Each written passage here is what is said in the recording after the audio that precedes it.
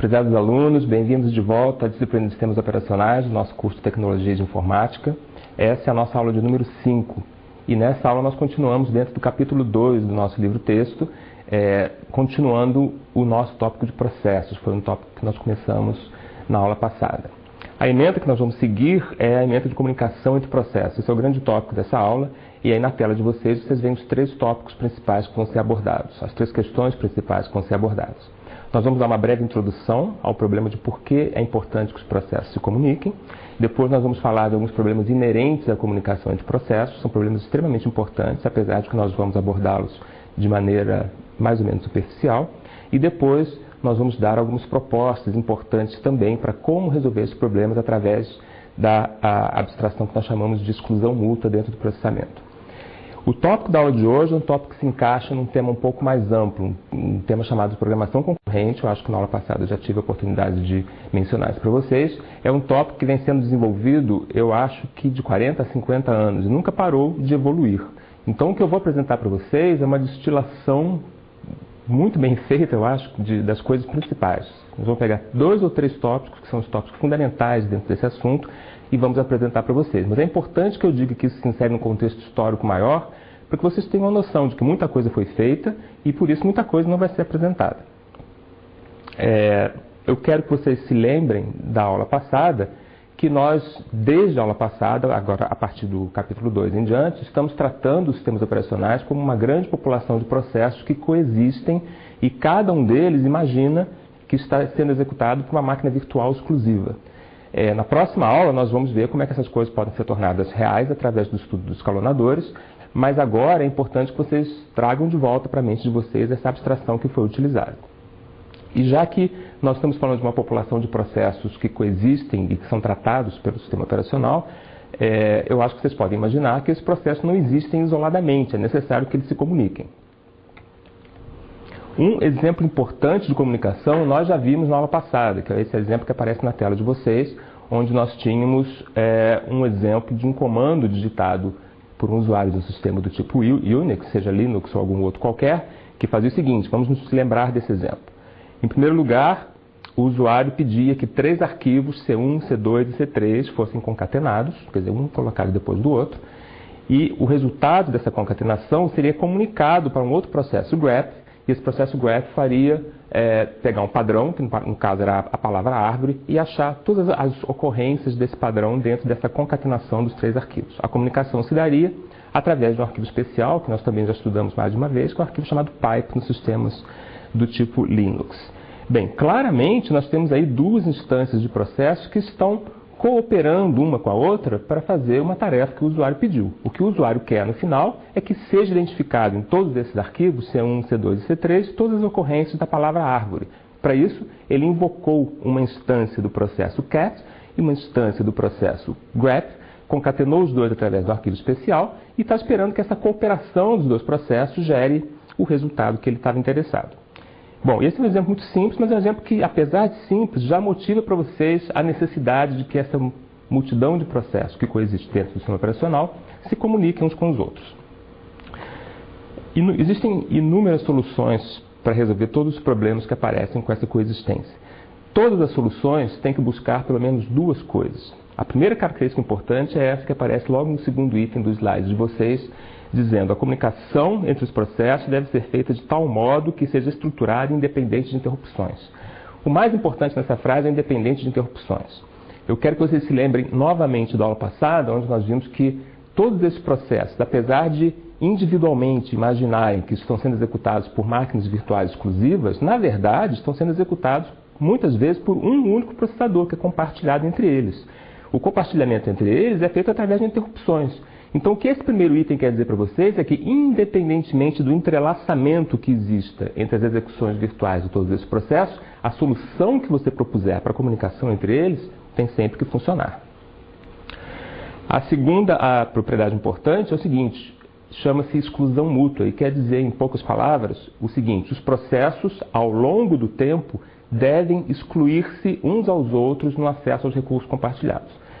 Eu não vou explicar muito bem o que significa isso agora ainda, daqui a alguns slides nós vamos ver esse significado preciso, mas você já pode imaginar através dessa ilustração que aparece na parte inferior do slide de vocês, que essa situação pode dar problema. Vejamos. Novamente, nós estamos representando a memória principal do computador por esse quadradinho de azul mais claro, e o azul mais escuro aí no meio está sendo utilizado para representar uma porção da memória que foi alocada para um determinado processo que nós estamos chamando de A. Então, do lado direito aparece a seguinte pergunta: o que ocorreria se um outro processo pudesse alugar a sua memória na mesma área que está sendo reservada para o processo A? Acho que vocês podem imaginar, tem muito esforço, e sem conhecer quem são A e B, é que boas coisas não aconteceriam. Então, para que essas coisas não aconteçam, é preciso que os processos se excluam mutuamente no tempo. Mais tarde nós vamos dizer com um pouco mais de detalhe o que é que isso significa. Uma outra atividade de interação que existe entre os processos, além da cooperação e da comunicação para realizar tarefas para o usuário, é a necessidade de sincronização entre eles. Eles têm que saber quando é que um pode avançar, quando é que o outro precisa parar e vice-versa. Novamente, aquele exemplo que nós vimos de um processo cat que alimenta um processo grep através de um arquivo pipe, um arquivo especial, serve muito bem para que nós ilustremos essa necessidade de sincronização. Nessa ilustração que vocês estão vendo, existem duas situações especiais. A primeira situação especial é a situação onde o pipe está vazio. Se o pipe está vazio, o processo grep não tem mais nenhum dado para pegar. Então ele tem que se bloquear, ele tem que se sincronizar com o processo cat para que nesse instante ele se bloqueie, esperando que o processo cat coloque mais algum dado no pipe para que ele possa continuar processando. Da mesma maneira, na parte inferior da ilustração, vocês veem uma situação onde o pipe está completamente cheio. Então, o processo grep pode fazer coisas, pode continuar analisando, mas o processo cat, que é aquele que alimenta o pipe, tem que se bloquear, sincronizando-se assim com o processo que retira os dados, até que exista pelo menos uma posição vazia para que ele possa colocar mais dados. Então, nós vimos até agora duas situações em que os processos precisam se comunicar. Uma delas é para que cooperem para realizar uma tarefa que foi solicitada pelo usuário, a outra é para que se sincronizem através de mecanismos que nós vamos estudar ainda, para que essas condições extremas, como esse arquivo completamente vazio ou completamente cheio, possam ser contornadas e tratadas de maneira adequada. Vamos ver um exemplo um pouco mais detalhado dos problemas que podem acontecer quando mais de um processo fazem acesso a recursos compartilhados, como nós chamamos, sejam arquivos, sejam posições de memória, sejam quaisquer outras coisas. Muitas vezes canais de comunicação, em sistemas de comunicação e assim por diante. O que nós vemos nessa ilustração é o que nós chamamos de um diretório do spooler. O spooler, acho que muitos de vocês já conhecem, tendo estudado um pouco da organização dos computadores, é um daemon, quer dizer, é um processo especial do sistema operacional que tem a função de receber arquivos dos mais diversos processos que estão executando no sistema e enfileirá-los para serem, por exemplo, impressos em uma impressora. Então ele faz a fila e essa fila vai sendo tratada tirando um processo de cada vez e imprimindo aquilo que os diversos processos pediram. O que nós estamos vendo nessa parte superior da ilustração é o que a gente chama do diretório do spooler, quer dizer, uma lista onde aparecem os nomes de todos os arquivos que estão na fila para serem impressos. Então aqui nós temos a lista começando com algumas coisas não determinadas, depois nós temos na posição 4 o arquivo chamado ABC, na posição 5 o arquivo chamado prog.c, na posição 6 prog.n e assim por diante. Além desse diretório, o spooler precisa manter duas variáveis importantes. A primeira variável nós estamos chamando de out, que atualmente tem o valor 4, e essa variável serve para indicar para o spooler qual é o próximo arquivo que deve ser impresso. Assim que a impressora for liberada, aquele que está sendo apontado pela variável out, que nesse caso tem valor 4, e é o arquivo de nome ABC, deve ser impresso. A outra variável muito importante é a variável in, que nesse caso está apontando para a posição 7, que é a primeira posição livre nesse diretório do spooler. Ou seja, todos os outros processos, quando quiserem adicionar mais algum nome de arquivo nessa tabela, eles devem ler o valor da variável in. Esse valor vai apontar para a posição do diretório que está vaga, a primeira posição vaga, e naquela posição eles podem escrever, então, o nome do seu arquivo que deve ser impresso. Vamos imaginar que existem dois processos, chamados A e B, conforme nós temos feito em todas as aulas, e que querem fazer impressão de seus arquivos. Conforme nas outras situações, vocês têm aí esse botãozinho especial de animação. Então vamos clicar várias vezes comigo para que nós vejamos como é que esse exemplo transcorre. O primeiro clique nos leva a uma situação onde o processo A, que tem uma variável local dele chamada next free slot, pega o valor da variável in e copia para a sua variável local. Quando ele faz isso, ele está se informando de qual é a próxima posição livre na qual ele pode escrever o seu arquivo. Mais um clique.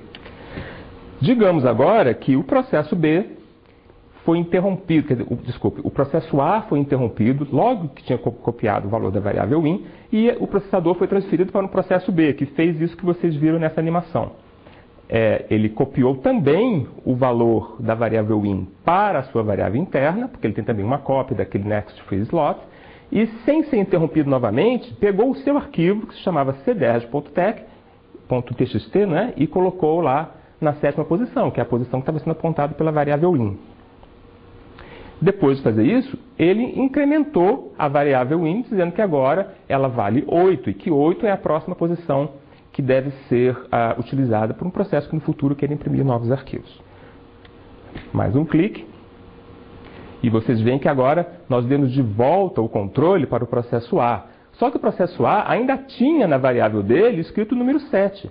Ele ainda achava, pela vez que ele foi interrompido, que é na posição 7 que deve ser colocado o arquivo que ele quer imprimir. E ele faz exatamente isso. Ele pega o prova.txt e coloca em cima do cdr.txt.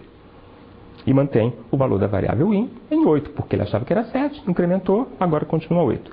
Bem, o efeito que aconteceu é que o nome do arquivo prova.txt, que pertence ao processo A, sobrepôs-se ao nome cdr.txt do arquivo que pertence ao processo B. E o arquivo original, o arquivo do processo B, o cdr.txt, jamais será impresso, porque houve aqui um erro de sincronização. Se vocês não entenderam o que eu falei aqui, então voltem essa transparência inúmeras vezes, quantas vezes forem necessárias, para que vocês vejam essa animação novamente e entendam qual é o tipo de problema que nós estamos tratando. Esse tipo de problema tem esse nome genérico de condição de corrida, isso vem do inglês race condition, e se refere genericamente a coisas que podem acontecer dependendo do entrelaçamento particular que as execuções dos diversos processos sigam. Por exemplo, no caso que nós vimos, o processo A foi interrompido depois de decidir qual era a posição onde ele ia escrever. Depois dessa interrupção, o processo B começou a executar e, sem que fosse interrompido, não só descobriu que era na mesma posição do processo A, mas colocou o arquivo antes do processo A. Quando nós demos o controle de volta para o processo A, ele escreveu o nome do arquivo em cima daquilo que o arquivo B, que o processo B tinha escrito. Então isso é uma race condition. Se você tivesse, por sorte, tido um outro entrelaçamento dos processos, isso poderia não ter acontecido. Mas o fato de ter acontecido em um entrelaçamento, um único que seja, quer dizer que o preparo do sistema que você fez, a programação dos processos foi inadequado, porque fez com que houvesse a possibilidade desse tipo de erro.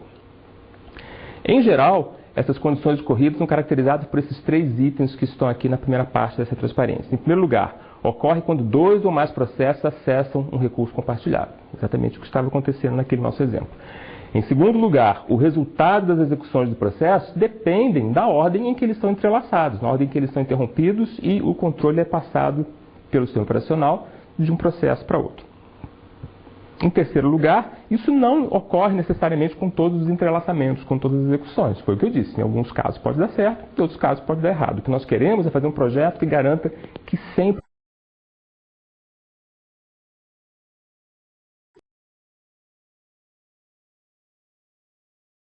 extremamente difícil depois que ela ocorre. Então não é isso que nós queremos fazer, nós queremos prevenir a ocorrência delas, nós queremos projetar o sistema de maneira que garantidamente elas nunca ocorram. E para isso nós vamos fazer uso de 2 conceitos muito importantes. O primeiro conceito é aquele que eu já mencionei, chama-se de exclusão mútua, é na verdade um requerimento de que os processos se excluam mutuamente no tempo quando estão utilizando o recurso compartilhado. O segundo conceito é o conceito de seção crítica, que nós vamos detalhar daqui a pouco. Se nós tivéssemos feito um projeto correto para esse caso do spooler, que nós utilizamos como ilustração, o que é que poderia ter acontecido? Qual teria sido um entrelaçamento ou uma execução correta dos 2 processos A e B nesse compartilhamento do diretório de spooler para imprimir os seus arquivos respectivamente? Do lado esquerdo da ilustração, vocês têm a situação que deveria ter acontecido se o processo A tivesse sido capaz não só de ler a posição 7, mas também de colocar o nome do arquivo dele na posição correta e depois incrementar a variável in. Então nós temos ali que os arquivos ABC, prog.c, prog.n continuam presentes, como estavam antes, e agora na posição 7, o processo, eu disse A, mas me enganei, o processo B escreveu o seu arquivo cderge.txt e incrementou a variável in, que é o apontador para a próxima posição vaga, para 8. Depois, somente depois que todo esse processo estava concluído, nós demos o controle do processador para o processo A. Então o processo A leu a variável in, que agora vale 8, não vale mais 7, ele leu um valor diferente do que ele tinha visto naquela condição de erro. Na 8ª posição ele colocou o seu arquivo, que é prova.txt, e incrementou o contador sucessivamente para 9, dizendo que agora a 9ª posição é a posição que está vaga. Com esse entrelaçamento correto, o diretório do spooler passa a conter tudo que ele continha e mais os dois arquivos que os processos B e A, respectivamente, querem imprimir, que são o arquivo cderge.txt e prova.txt. Quando eu falei para vocês a respeito do conceito de exclusão mútua, eu falei também que nós iríamos utilizar a noção de seções críticas para ajudar no tratamento correto dessas situações, nessa prevenção de que erros causados por essas condições de corrida ou race conditions ocorram. Essa noção de seção crítica é baseada nesses dois primeiros itens que estão aí, que são uma coisa óbvia, mas é importante que a gente preste atenção. Todo processo, quando você se refere a ele querendo, dentro do contexto de algum recurso compartilhado, ele só pode estar em um de dois estados, se ele está executando. Ou ele está executando um pedaço de código que não faz acesso aos recursos compartilhados, ou ele está executando um pedaço de código que faz acesso aos recursos compartilhados. Pois bem, a esse trecho de código de cada processo que faz acesso aos recursos compartilhados, nós damos o nome de seção crítica ou região crítica. E o nome é bastante intuitivo. É aquela seção do código, aquela parte do código onde é crítico que você tome o maior cuidado possível, porque é ali que os processos estão fazendo o compartilhamento do recurso. No exemplo anterior, as seções críticas daqueles dois processos A e B são os trechos do código onde eles manipulam a variável in, que é o apontador para a próxima posição livre, e também onde eles fazem a inserção do nome do seu arquivo para ser impresso no diretório do spooler. A última observação também é super importante. Vamos ler juntos. As condições de corrida serão evitadas somente se cada processo executar a sua seção crítica em um intervalo de tempo diferente, que foi o que nós não permitimos que não ocorresse no exemplo anterior. As seções críticas dos processos A e B no exemplo anterior estavam intercaladas. O processo A executou um pedaço da sua seção crítica e foi interrompido. Aí entrou o processo B, executou toda a sua seção crítica e depois o processo A voltou para terminar a seção crítica que ele tinha começado antes. Essa foi a fonte do erro que nós detectamos. Bem, existem 4 princípios que devem ser seguidos de um modo geral e que devem ser checados. Cada vez que você propõe uma nova solução ou que você estuda uma nova solução para a programação de processos paralelos que compartilham recursos compartilhados, existem 4 condições que são princípios gerais que têm que ser obedecidos. Elas estão listadas aqui e para as soluções que nós vamos ver, que não é um quadro completo, eu convido vocês mais tarde, na paz dos seus lares, se possível, então mesmo aí na frente do computador, que vejam cada uma das soluções e perguntem-se a vocês mesmos se essas 4 propriedades estão sendo satisfeitas para cada uma das soluções. Bem, as propriedades são as seguintes: 2 ou mais processos não podem executar simultaneamente as suas seções críticas. Essa foi a primeira propriedade que nós já mencionamos anteriormente. A segunda propriedade: não podemos fazer nenhuma suposição acerca da velocidade do processador ou dos processadores que estão executando aquele conteúdo de processo. Ou seja, nós sabemos que cada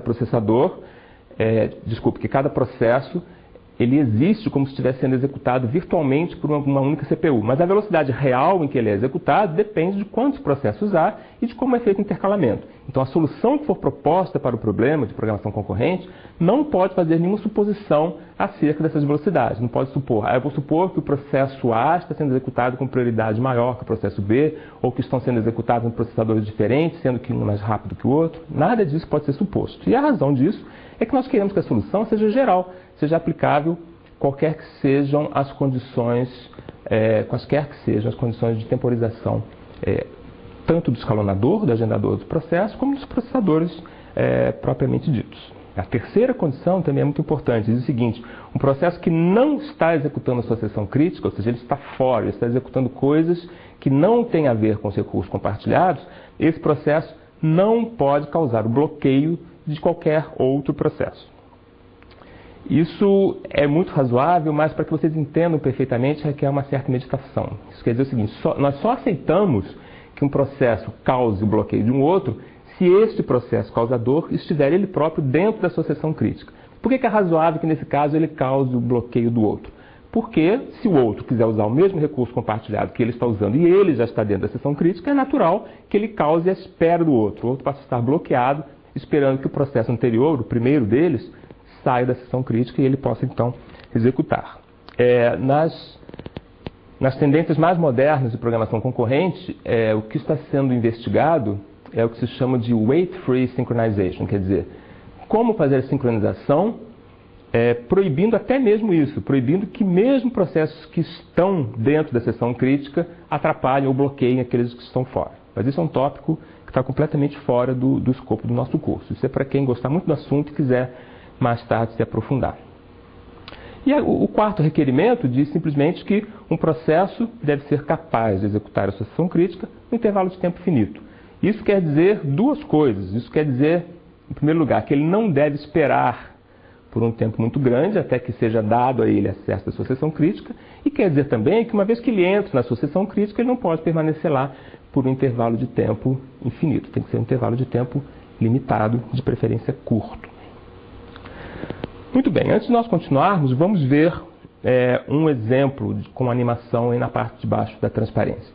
Essa animação nos mostra dois processos, mais uma vez chamados A e B, e clicando esse botão de animação, vocês cliquem comigo, nós vamos ver um possível intercalamento na execução desses processos, envolvendo a participação dos dois em suas seções críticas. O primeiro clique nos leva a uma execução dos dois processos A e B simultânea. Nós estamos supondo aqui que existem dois processadores físicos. Então, um processador físico dedicado a executar o processo A, outro dedicado a executar o processo B. E eles vão executando em paralelo até que chegue num certo tempo T1, que é o tempo em que o processo A precisa entrar em uma seção crítica. E é a seção crítica sobre um recurso que ele compartilha com o processo B. Mais um clique nos leva a essa situação. O processo B continua com a sua execução normalmente, enquanto o processo A executa esse pedacinho de código que nós estamos marcando de azul e que está legendado aí como sendo uma parte da sua seção crítica. No entanto, ao chegar o tempo T2, o processo B também tem necessidade de entrar na sua seção crítica com relação àquele mesmo recurso que é compartilhado com o processo A. O que acontece daqui para frente é que, já que o processo A já está executando a sua seção crítica, o que o processo B precisa fazer é esperar até um tempo T3, que é um tempo em que essa parte azul termina, indicando que o processo A já terminou a execução da sua seção crítica. Então, todo o vermelho indica o tempo em que o processo B está esperando. Esperando o quê? Esperando que o processo A termine a execução da sua seção crítica para que ele possa, então, começar a sua execução da seção crítica, já que as duas seções críticas, falam a respeito do mesmo recurso compartilhado. Então, um clique final nos leva, ainda não é o final, é o clique penúltimo, nos leva a uma situação em que o processo A saiu da sua seção crítica, continuou a executar, enquanto o processo B pôde então entrar na sua seção crítica, representada aí por azul. A sua seção crítica, que é aquela do processo B, termina nesse tempo que está marcado como T4, e mais um clique nos leva então à continuação da execução dos dois processos, agora, mais uma vez, com paralelismo total, já que dois processadores estão disponíveis e não há mais disputa por recursos compartilhados, ou seja, já estão fora de suas seções críticas. Vamos então estudar quais são os mecanismos de programação, quais são as estratégias que permitem que nós garantamos essa exclusão mútua, esse intercalamento disciplinado de processos quando eles querem fazer acesso a um recurso compartilhado e precisam assim desalinhar, por assim dizer, as suas seções críticas. Enquanto um estiver executando a seção crítica, o outro não pode estar executando. Existem duas grandes classes de mecanismos que podem ser utilizados. E dentro de cada classe existem inúmeros mecanismos que nós não vamos descrever. No livro de vocês tem algumas coisas que eu não estou falando e fora do livro tem muito mais coisa ainda. Então é um assunto vasto, conforme eu tinha avisado a vocês. A primeira classe de estratégias é aquela classe que nós chamamos de a classe das estratégias que permite o que se chama de espera ocupada, o que o livro chama de espera ativa. Isso vem do inglês busy waiting. O que nós queremos dizer é o seguinte: os processos que não podem entrar na sucessão crítica e por isso precisam esperar, é o caso do processo B, toda aquela faixa vermelha que ele estava executando na transparência anterior. Esse processo, enquanto não podem executar as sucessões críticas, eles ficam sempre no estado pronto ou sempre no estado executando. Eles ficam sempre fazendo alguma coisa que pode potencialmente gastar tempo de processador inutilmente. Essa então é a grande desvantagem desse esquema, mas ainda assim nós vamos estudá-lo, ainda que brevemente, porque existe uma aplicação importante dele, conforme nós vamos ver mais tarde durante essa aula ainda. Em especial, nós vamos estudar duas estratégias que seguem esse princípio geral de espera ocupada ou espera ativa. A primeira estratégia é meramente a desabilitação das interrupções. Daqui a pouco eu vou dizer o que é isso, mas é importante desde já que vocês saibam que essa estratégia só serve para o caso em que você tem um único processador responsável por executar toda aquela população de processos através do agendador que passa de uma CPU virtual para outra e retorne e assim por diante. A segunda estratégia é uma instrução especial que existe no hardware de todos os multiprocessadores, ou seja, aqueles computadores que têm diversos processadores, todos eles acessando o mesmo conjunto de módulos de memória principal. E é a instrução TSL, que vem de novo do inglês, significa Test and Set a Lock. Daqui a pouco também eu vou explicar para vocês o que é que isso significa. Bem, a primeira estratégia corresponde a desabilitar interrupções. Como é que funciona isso? Aqui nós temos diversos itens que nos dizem como fazer isso, mas a ideia básica é muito simples. Se você tem só um processador, conforme eu disse para vocês que essa estratégia seria exclusiva para esse caso, se você tem só um processador, um determinado processo que está sendo executado pelo processador, ele pode pedir ao sistema operacional, através de uma chamada de sistemas, que desabilite as interrupções. Ou seja, ele diz ao sistema operacional, o sistema operacional proíba que o processador seja interrompido. Se o processador não sofre interrupções, esse processo que fez esse pedido, ele tem garantia de que ele pode continuar executando por quanto tempo ele quiser, que o controle não vai passar para outro processo. Então é uma estratégia simples de fazer com que a sessão crítica seja executada sem nenhum outro processo atrapalhar. O processo que fez esse pedido de desabilitação ou de inibição das interrupções ao processador, ele sabe que quando ele entrar na sua sessão crítica, ele pode terminar a sessão crítica tranquilamente, que não vai haver nenhum entrelaçamento desfavorável. Quando ele sair da sessão crítica, ele tem então que emitir um novo pedido ao sistema operacional, dizendo, uma nova chamada ao sistema operacional, dizendo agora as interrupções podem ser reabilitadas ou reativadas para que então o processador possa voltar a ser compartilhado por todos os processos. Existem duas razões pelas quais essa proposta não é adequada. Ainda assim, nós a fazemos, conforme eu disse, porque mais tarde vai haver uma aplicação importante dela.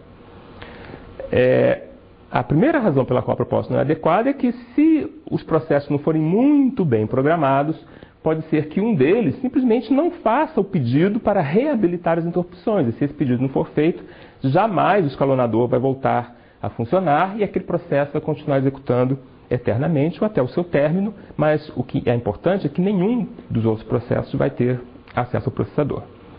E a segunda razão não é exatamente uma desvantagem, mas é algo que eu já falei inclusive, mas tem a ver com o fato de não ser uma proposta universal. Ela só faz sentido quando você está no contexto de um processador único. Se você tem diversos processadores, tudo o que essa chamada ao sistema operacional solicitando a desabilitação das interrupções faz é desabilitar as interrupções daquele processador que está executando o processo que fez a chamada. Se você tem um sistema com múltiplos processadores, todos os outros continuarão executando eles e continuarão sofrendo interrupções. Então, o que você está fazendo não vai funcionar. A segunda estratégia é a estratégia então que envolve essa instrução Test and Set Lock, que é uma estratégia específica para multiprocessadores. O que é a instrução Test and Set Lock? Em termos bem intuitivos, antes de nós entrarmos na descrição dessa instrução, significa o seguinte: é uma única instrução atômica, indivisível, que não pode ser interrompida e que faz duas coisas ao mesmo tempo. Em primeiro lugar, ela permite que o processador leia o valor de uma variável da memória. E ao mesmo tempo em que lê, coloque também um valor. Então, o que se faz de um modo geral é o seguinte: você escolhe um lugar de memória para ser uma espécie de chave de um certo recurso, e essa posição de memória tem um valor especial, que é o valor 0, E quando o valor é 0, quer dizer que o recurso não está sendo utilizado. Qualquer outro valor, diferente de 0, quer dizer que o recurso está sendo utilizado. Então, o que é que faz a instrução TSL? Ela tem esse formato que vocês veem na tela de vocês. TSL rx, lock. Muita palavra para dizer uma coisa muito simples, que é o seguinte. TSL é o código da instrução, rx é o identificador de um registrador do processador, e lock é esse endereço de memória onde você vai guardar a chave daquele recurso que está sendo compartilhado. Então a instrução faz duas coisas concomitantemente, quer dizer, ao mesmo tempo. A primeira coisa é ela lê o conteúdo da posição lock e transfere esse conteúdo para o registrador rx. Depois, ele grava na posição lock algum valor que seja diferente de 0. Então, quais são os resultados possíveis? Só tem dois resultados possíveis em termos genéricos. O primeiro resultado é o resultado em que o valor da variável lock era diferente de 0 e depois que essa instrução é executada, ele continua diferente de 0, porque o que a instrução fez foi ler o valor diferente de 0 e escrever um valor diferente de 0. Então, o que era diferente de 0 continua diferente de 0. O segundo resultado, o segundo cenário possível, é o cenário em que o valor era 0, o processador leu isso, foi informado de que era 0, mas deixou indivisivelmente, quer dizer, sem que pudesse sofrer interrupções, um valor não nulo.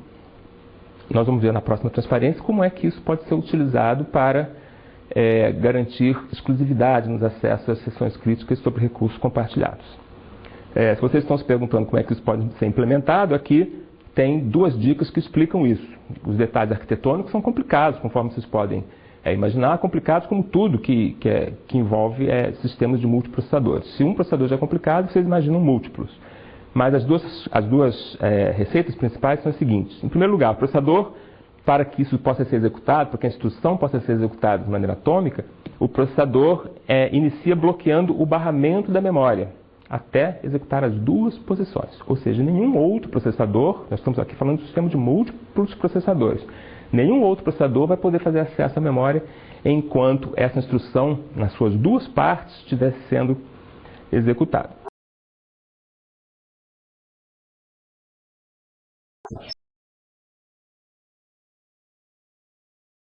Vamos ver como fazer uso dessa instrução. Até agora nós só descrevemos a instrução, né? Então, lembrando a vocês em qual é o contexto que nós estamos. Nós descrevemos a estratégia de bloquear, desabilitar as interrupções quando você está em um único processador como maneira de garantir exclusão mútua. Depois nós dissemos que para o caso de múltiplos processadores existe a instrução TSL, Test and Set Lock, que pode ser utilizada também. Então até agora nós só descrevemos como é essa instrução, mas não dissemos como é que ela pode ser utilizada. Bem, o que nós queremos é o seguinte: a cada recurso compartilhado é associado uma variável lock especial.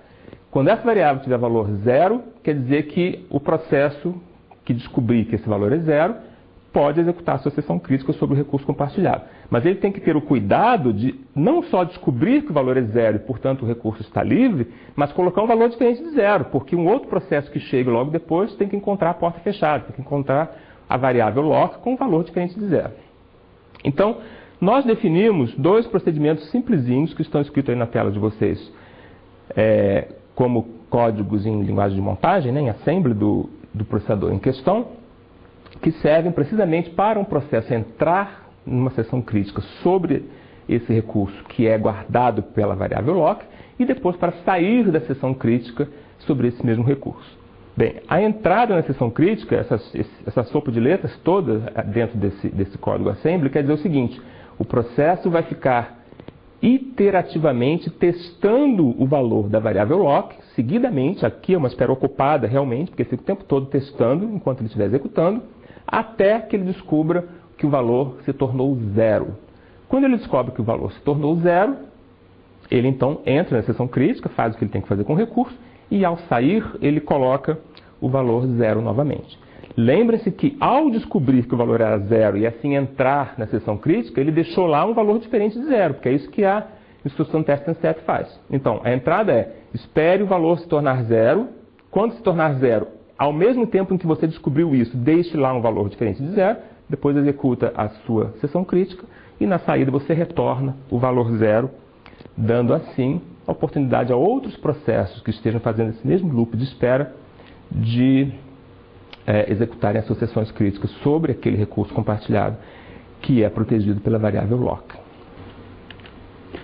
Muito bem, então até agora nós vimos duas estratégias projetadas para garantir exclusão mútua, uma delas exclusiva para sistemas com um único processador, a outra pode ser utilizada em sistemas com múltiplos processadores. O que elas têm em comum é que as duas utilizam a noção de espera ocupada, ou seja, o processo que está esperando, aquele que está fora da seção crítica, mas gostaria de entrar na seção crítica sobre os recursos compartilhados, está sempre ou executando ou está no estado pronto para executar. A gente chama as duas coisas de espera ocupada. Tem pessoas que preferem chamar de espera ativa, para diferenciar o caso em que eles estão, de fato, executando, gastando ciclos do processador, e aqueles casos em que eles estão simplesmente na fila de processos prontos. Existem muitas outras alternativas, outras técnicas que permitem que nós implementemos, que nós garantamos exclusão mútua sobre o acesso a recursos compartilhados, sem utilizar a espera ocupada.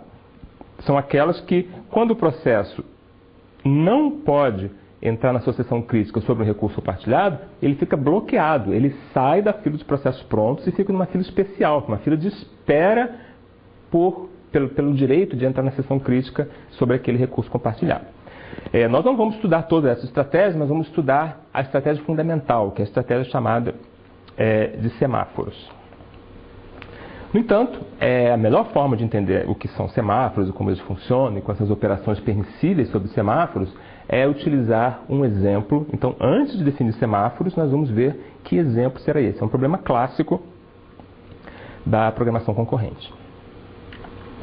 Esse problema se chama de problema do produtor e do consumidor. Nós vamos descrevê-lo como se houvesse só um produtor e só um consumidor, mas generalizar esse problema para o caso de múltiplos produtores convivendo com múltiplos consumidores é uma coisa bastante trivial, muito simples. Então, eu encorajo que vocês tentem fazer essa generalização desse problema depois. Esse é um problema paradigmático, como a gente diz. É uma espécie de paradigma da programação concorrente. Sempre que um dos pesquisadores envolvidos na área quer testar uma nova solução, ele procura um desses problemas e esse é quase sempre um bom candidato.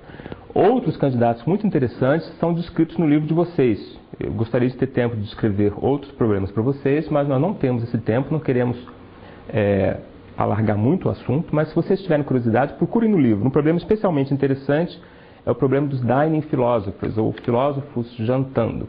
Se vocês querem saber por que esse problema tem alguma coisa a ver com programação concorrente, por que filósofos e por que jantando, vão ao livro, lá vocês vão ver que são problemas interessantes. É um problema interessante que tem todas as armadilhas possíveis para o mau programador concorrente. Aí vocês podem testar o conhecimento de vocês.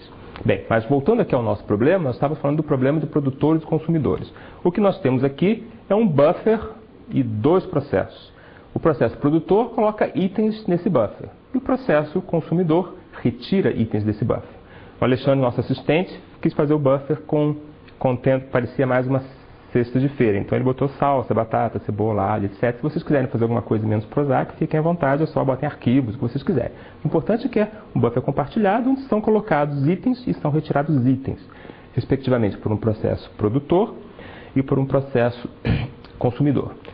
Mais uma vez, nós temos aqui alguns passos de animação, então eu convido vocês a fazerem junto comigo. Cada clique que nós dermos vai nos levar a uma situação diferente, só para ilustrar para vocês, não ainda os problemas de concorrência ou de programação concorrente, mas como é que pode ser a evolução da entrada e saída de itens nesse buffer.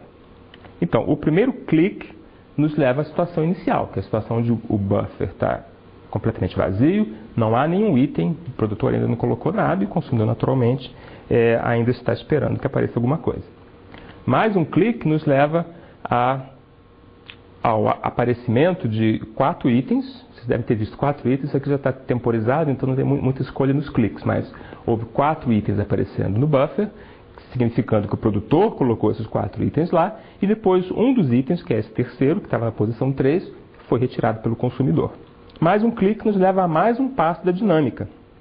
E agora nós vemos o produtor novamente reutilizando a posição de número 3, que tinha sido esvaziada pelo processo consumidor quando ele retirou o item que estava lá, e usando mais uma posição lá embaixo. E o último clique nos leva mais uma vez a mais uma interação do processo consumidor, retirando 2 itens. Então vocês têm uma boa ideia da dinâmica que nós queremos descrever com isso. Vamos então à definição de semáforos. A definição de semáforos é absolutamente essencial, é uma coisa muito fundamental dentro desses tópicos de programação concorrente. Então, é essencial que vocês procurem, depois que eu der a explicação, que vocês procurem revisitar esses slides e ler o livro para que entendam o que é que está acontecendo. Esse método, essa entidade chamada de semáforos foi, assim como tantas outras coisas na ciência da computação, foi introduzida há cerca de, fazendo uma conta rápida, talvez uns 40 anos, por Edsger Dijkstra, ou Dijkstra, como muita gente fala, que é um pesquisador holandês. E a ideia dele é que esses semáforos representassem precisamente os semáforos que nós temos no trânsito, sinais que ficam verdes ou vermelhos, querendo dizer, vermelho você não pode prosseguir, verde você pode prosseguir. Ele era holandês, então esse cenário talvez parecesse bom para ele, e o que eu quero dizer é que se ele fosse brasileiro, tivesse acostumado aqui com o nosso paraíso de filas, salas de espera e coisas assim, seria muito mais fácil e talvez ele tivesse dado outro nome. Então a maneira informal pela qual eu quero descrever o que são semáforos para vocês, envolve precisamente um desses sistemas. Imagina que você, assim como muitos outros cidadãos da sua cidade, do seu estado, são usuários de um certo serviço público. Esse serviço público é provido para as pessoas num certo lugar, então você tem, para ser servido, você tem que entrar numa sala, e nessa sala tem lá um certo número de servidores, digamos 4 ou 5 pessoas nas suas mesinhas. Cada cliente, cada cidadão que entra é atendido por uma mesinha. Mas como tem um número finito de mesinhas, quando todos estão ocupados, as próximas pessoas que vão chegando têm que ficar numa fila, e ficam numa fila de fora dessa sala. Aqui no Rio, isso acontece no Detran, funciona exatamente assim, tem lá um número de pessoas, as pessoas que chegam e têm alguma mesa desocupada entram, fazem lá sua carteira de identidade ou carteira de motorista. Quando as mesas estão todas ocupadas, as pessoas que chegarem ficam numa fila. Então vamos imaginar que do lado de fora da porta dessa sala existe lá um contador, é um número eletrônico que pode ser incrementado ou pode ser decrementado. E ele ocorre em duas cores. Quando ele está no valor 0, ele ocorre na cor vermelha. Quando ele está em valores 1 ou acima, valores positivos, estritamente positivos, ele ocorre na cor verde. Então, a associação da cor verde com a cor vermelha é para indicar o seguinte: se nós interpretarmos o número que está sendo mostrado como o número de vagas que há dentro da sala, então está claro que quando aparece 0, o 0 tem que aparecer em vermelho, porque quer dizer que há 0 vagas. Então, a pessoa que chegar e vir aquele 0 tem que ficar na fila, não precisa nem entrar. Por outro lado, os números positivos, 1, 2, 3 até 5, nesse nosso exemplo, havia 5 servidores, não é? São naturalmente relacionados à cor verde, porque as pessoas que chegarem e encontrarem o número com um dos valores positivos em cor verde, já sabe que lá dentro da sala tem pelo menos um servidor vazio, ele pode entrar diretamente e não precisa ir para a fila. Qual é a dinâmica, então, das pessoas entrarem nesse serviço e saírem desse serviço? A pessoa que chega pela primeira vez, ela chega e a primeira coisa que ela faz, ela olha o valor corrente do semáforo, que é esse contador. Esse contador, esse número, que pode ser 0, 1, 2, 3, assim por diante. Primeira coisa que o cliente chega, o cidadão, ele chega e olha o valor desse semáforo. Se é um valor verde qualquer, ou seja, um valor positivo, quer dizer que tem servidores vazios, necessariamente não tem ninguém na fila, porque não faz sentido ter fila, então ele imediatamente entra para ser atendido e o número é decrementado, querendo dizer que agora, com a entrada dele, se antes tinha 5 servidores livres, agora tem 4 e tudo resolveu. Se ele chega e ao examinar o semáforo ele vê que o valor é 0, quer dizer que lá dentro não tem nenhum servidor disponível, então para ele tem duas possibilidades: ou já existe uma fila e ele entra na fila, ou não existe a fila e ele vai ser o primeiro da fila. De qualquer maneira, uma fila vai ser ou criada ou aumentada. Então, a analogia das cores verde e vermelha quer dizer precisamente isso. Quando é que ele pode seguir, quando é que ele não pode seguir e deve entrar na fila. Por outro lado, lá internamente a sala, o que deve ser feito quando um dos cidadãos que estava sendo atendido termina o seu serviço e vai deixar a sala? Bem, se ele vai deixar a sala, ele vai vagar um lugar. Então, o que ele faz é novamente consultar o semáforo. Lá dentro da sala tem uma cópia do semáforo igualzinho, um número. Ele pode ver os mesmos números que são mostrados lá fora. Se o semáforo estiver verde, ou seja, com a presença dele já havia lugares sobrando, tudo que ele faz é aumentar esse semáforo. Se havia 3, com a saída dele vai ter 4, então ele aumenta esse contador e vai embora. Se estava no número vermelho, então tem duas possibilidades. Se estava no número vermelho e não tem fila, quer dizer que a saída dele vai criar uma vaga. Então, ele aumenta o semáforo e o semáforo passa lá fora. E dentro de vermelho para verde, era de 0 para 1. E ele simplesmente vai embora. Se estava vermelho e tem fila, quer dizer que a saída dele, apesar de tornar possível admitir um novo cidadão para ser atendido, não vai fazer nenhuma mudança no semáforo, porque aquele semáforo que você incrementaria vai ser imediatamente decrementado, admitindo a primeira pessoa da fila.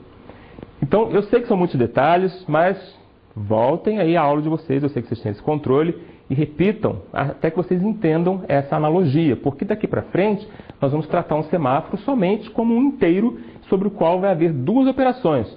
Uma operação que é como a entrada do cidadão para receber o serviço, a outra operação que é como a saída dele depois que ele foi servido.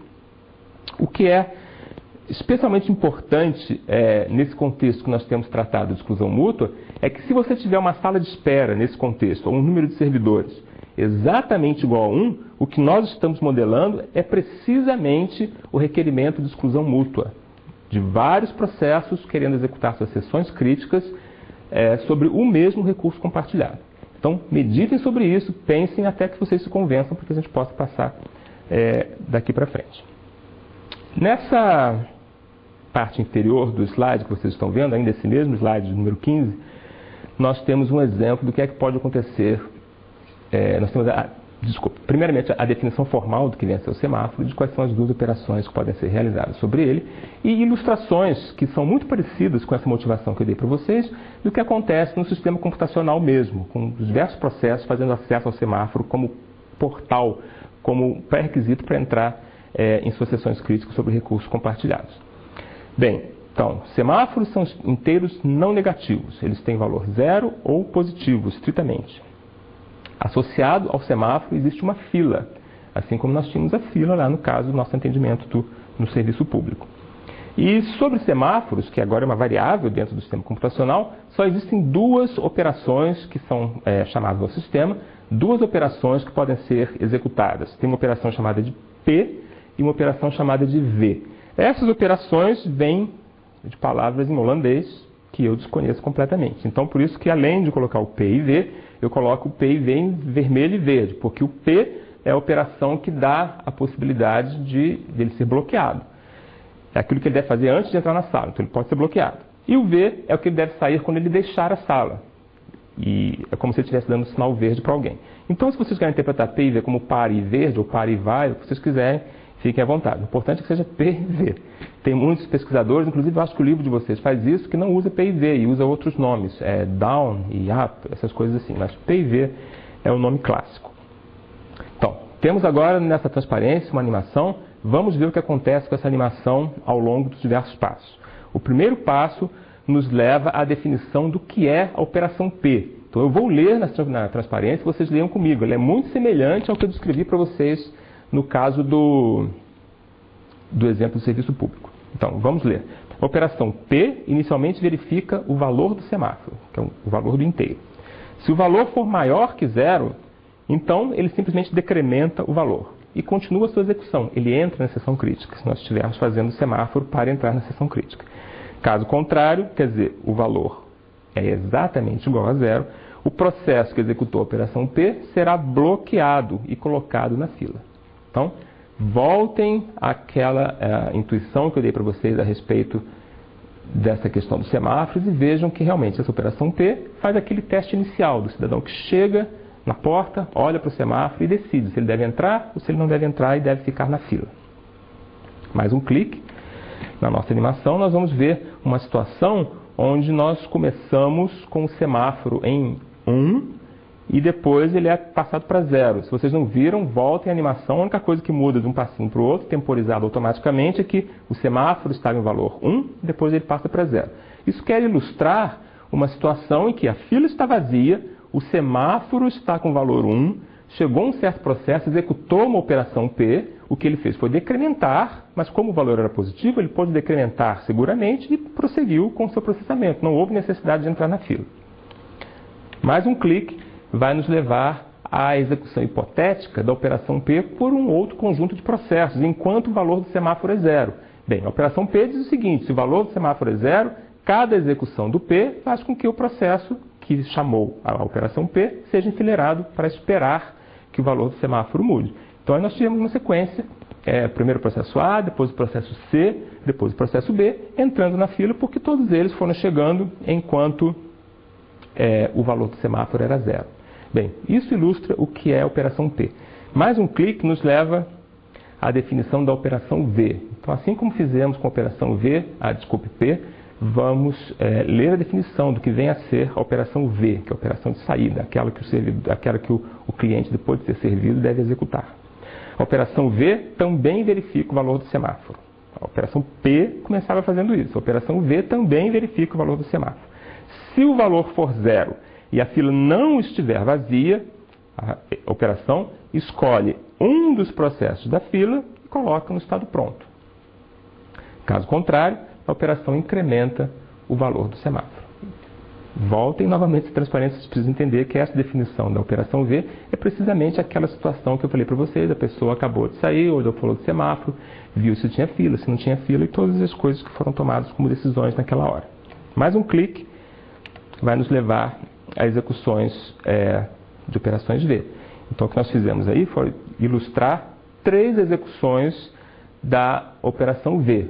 As 3 execuções encontraram 3 processos na fila. Então o valor do semáforo permaneceu em 0 e os processos foram sendo retirados da fila. Na animação, novamente temporizada automaticamente, vocês devem ter visto isso. E o nosso clique subsequente nos leva agora a uma situação em que, novamente, a única coisa que acontece é a mudança do semáforo de 0 para 1, quando um certo processo executou a operação V, o semáforo tinha valor 0, não tinha ninguém na fila, então a operação V tem simplesmente o efeito de incrementar o valor do semáforo. Vamos então estudar em um certo nível de detalhe uma aplicação dessa técnica de semáforos justamente para aquele problema que nós descrevemos anteriormente, o problema do buffer compartilhado, que é preenchido por um processo consumidor e é preenchido por um processo produtor e é esvaziado por um processo consumidor. O que eu estou mostrando aqui na parte centro-esquerda dessa transparência são os códigos em Pascal, Pascal, os códigos em Pascal de um processo, primeiro consumidor e depois de um processo produtor. Vamos examinar primeiro o código do processo consumidor. Ele tem um loop infinito, quer dizer, while, true, do, quer dizer, ele vai fazer isso a vida inteira. Ele vai sempre tentar consumir itens do buffer. Então vocês veem que o que ele faz dentro de cada perna, dentro de cada iteração desse while loop é, primeiro, certas coisas que estão encapsuladas entre operações P e V, e depois que ele consegue passar dessas coisas, ele então consome um item. Que coisas são essas? Em primeiro lugar, ele tem uma operação P num semáforo chamado full. Do lado direito, nós vamos ver que o semáforo chamado full é um semáforo que conta o número de itens que estão presentes no buffer e que esse semáforo, portanto, inicialmente tem que valer 0. O que significa essa operação P full? Significa que o processo consumidor, ao executar essa operação, tem a chance de ficar bloqueado caso o semáforo full valha 0, ou seja, caso não haja nenhum item para ser consumido dentro do buffer. Então isso aí já é só você escrever P full, já tem todo o teste embutido e também aquele bloqueio do processo que pode ser a consequência do fato do semáforo ser 0. Uma vez que ele passa dessa operação, significa que ele então já verificou, tem pelo menos um item dentro do buffer. Mas ele sabe que o buffer é compartilhado com outro processo, que é o processo consumidor. Então agora, para executar a seção crítica, que significa retirar um item do buffer, ele tem que se cercar de cuidados e tem que entrar, ele tem que fazer procedimentos que garantam exclusão mútua. E o que ele faz é fazer um P em um outro semáforo especial chamado de mutex, para Mutual Exclusion. Desculpem o nome complicado, mas mutex é usado para todo semáforo de exclusão mútua do universo. Então a gente vai usar também. P mutex significa, ele está, depois que descobriu que tem pelo menos um item, ele dá um P no semáforo mutex para descobrir se ele pode fazer o acesso seguro à sua seção crítica sobre aquele buffer compartilhado. Novamente, se vocês olharem do lado direito, vocês vão ver que o mutex é um semáforo usado para garantir o acesso exclusivo ao buffer. Ele é inicializado com 1, de maneira que o primeiro processo que tentar fazer esse acesso vai conseguir. Então aqui nós já temos duas possibilidades de bloqueio para o processo consumidor. Ele podia ser bloqueado se não houvesse nada para ser consumido, depois ele podia ser bloqueado se ele não estivesse com o direito garantido de usar o buffer compartilhado com exclusividade, mas uma vez que ele passou dessas duas instruções, ele pode fazer o consumo do item, ele pode remover um item do buffer, que é o que está dito aí. Ele tem uma variável local chamada item, então a item atribui-se o item sim que foi removido do buffer. Depois disso, ele tem que dar um V no mutex dizendo eu não preciso mais de acesso exclusivo ao buffer compartilhado, qualquer outro processo que quiser esteja à vontade.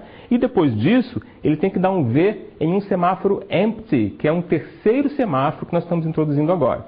Novamente, olhando para o lado direito, nós vemos empty é um semáforo que conta o número de entradas vazias no buffer. E ele é inicializado com o tamanho de entradas no buffer, querendo dizer, inicialmente, todas estão vazias. Qual é o efeito desse V empty? Ele está dizendo o seguinte, olha, se houver algum processo consumidor esperando que se esvazie uma célula do buffer para um processo produtor, eu acho que eu falei errado, vou repetir. Se houver algum processo produtor esperando que se esvazie uma célula do buffer para ele colocar um novo item sendo produzido, esse é o sinal que está sendo mandado. Agora eu tenho certeza, diz o processo consumidor, de que há pelo menos uma célula vazia, porque eu acabei de consumir o item. Então, tudo isso está encapsulado em P's e V's colocados estrategicamente, e depois, então, ele sai da associação crítica e pode fazer o consumo do item que foi retirado. Do lado direito, nós temos o código também em Pascal para o processo produtor, e assim como o processo consumidor, ele tem um loop infinito, while true, do alguma coisa. A primeira coisa que ele faz é atribuir um item que está sendo produzido por ele à variável item, que é a variável integer dele, de acordo com esse exemplo. E depois ele vai tentar inserir esse novo item que foi produzido no buffer. Novamente, ele tem que se cercar de cuidados. E assim, de maneira análoga ao que fez o processo consumidor, o que ele faz agora é simplesmente dar um P empty. Ou seja, ele tem que dar ao sistema a oportunidade de bloqueá-lo caso não haja nenhum espaço vazio para ser preenchido. Uma vez que isso foi garantido, ele vai então tentar adquirir exclusão mútua através do P mutex, que é o semáforo que ele compartilha com a mesma semântica com o processo consumidor. Depois que essas duas coisas estão garantidas, então ele faz a inserção do buffer tendo certeza de duas coisas, que há um espaço livre, isso foi garantido pelo P empty, de que ele está procedendo com exclusão mútua, isso foi garantido pelo P mutex, e depois ele faz as operações complementares, respectivamente V mutex, liberando o acesso exclusivo ao recurso compartilhado através da sua seção crítica, e finalmente dando um V full, querendo dizer, se tem alguém esperando, se o processo consumidor, se tem algum consumidor esperando que apareça pelo menos um item no buffer, essa é a hora, eu garanto que existe pelo menos um item, porque eu acabei de depositar, o processo produtor, acabei de depositar um novo item lá.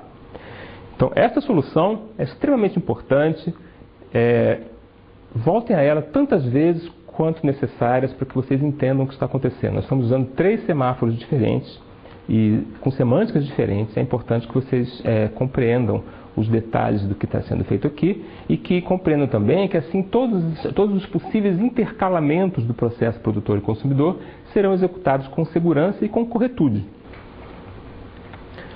Muito bem, nós então vimos uma bela solução não só para esse problema de produtores e consumidores de itens num buffer compartilhado, mas uma solução que se baseia numa ferramenta que pode ser utilizada para muitas outras coisas, que são os semáforos. A má notícia é que, se vocês prestarem atenção em tudo que está acontecendo, as próprias operações P e V, que são aquelas operações que nós estamos utilizando para garantir acesso exclusivo às seções críticas sobre o recurso compartilhado, são elas próprias seções críticas sobre outros recursos compartilhados. Se vocês prestarem atenção, vocês vão ver que P e V são seções críticas sobre o recurso compartilhado, que é o próprio semáforo. Nós definimos o semáforo como sendo um inteiro junto com uma fila associada. Então, as operações P e V são elas próprias seções críticas sobre esse novo recurso compartilhado. Então pode dar aparência para vocês que nós estamos utilizando uma solução para o problema que só muda o problema de lugar. Antes nós tínhamos o problema que era compartilhar com exclusão mútua, no caso desse exemplo, um buffer para produtores e consumidores. Nós resolvemos esse problema, mas criamos um outro problema, que é como garantir o acesso exclusivo, o acesso disciplinado às seções críticas que são as operações P e V sobre os semáforos, novamente, explicando para vocês que são o inteiro e a sua fila associada. Bom, essa é má notícia, mas na verdade não é uma má notícia, porque no começo da aula nós já vimos duas operações baseadas, duas técnicas, eu digo, baseadas em espera ocupada e que podem também ser utilizadas para garantir exclusão mútua.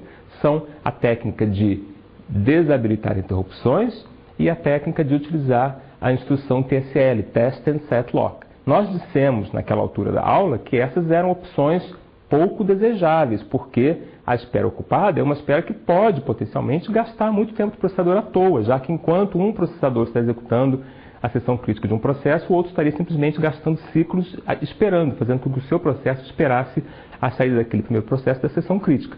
No entanto, essas seções críticas que nós estamos falando agora, dos semáforos, as operações P e V, são extremamente rápidas. Tudo que elas fazem é testar o valor do semáforo e tomar alguma decisão com relação à fila.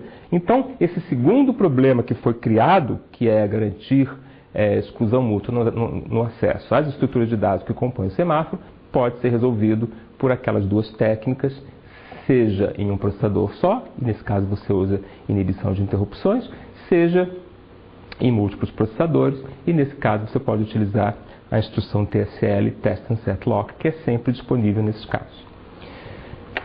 O nosso último slide faz só uma pequena observação a respeito de que o uso disciplinado de semáforos ele pode facilitar o tratamento de interrupções. Então leiam comigo esses 3 itens porque eles explicam como é que nós podemos fazer isso. Em primeiro lugar, nós associamos um semáforo a cada um dos dispositivos que podem gerar uma interrupção. O valor inicial é igual a 0. Quando o driver do dispositivo é inicializado, quer dizer, esse é o software, que é o daemon que faz a interface com o dispositivo, quando o driver é inicializado, ele executa uma operação P sobre o semáforo do dispositivo. Então ele, o daemon, o driver, é bloqueado, porque nós inicializamos o semáforo com valor 0. Quando o dispositivo gera uma interrupção, nós executamos a operação V sobre o semáforo, então o driver fica desbloqueado. Então, não só nós tivemos duas utilidades importantes para os semáforos, que foram garantir exclusão mútua e também fazer aquele controle de quantos estão presentes, quantos estão ausentes no buffer, mas também agora vemos que ele pode ser utilizado para fazer esse tratamento um pouco mais organizado de interrupções nos sistemas operacionais. Isso termina a nossa aula. A próxima aula, que é a nossa aula de número 6, vai ainda estar restrita ao capítulo 2, que é o capítulo sobre o processo, onde nós vamos finalmente falar do famoso escalonador de processos ou agendador. Obrigado pela atenção, até lá.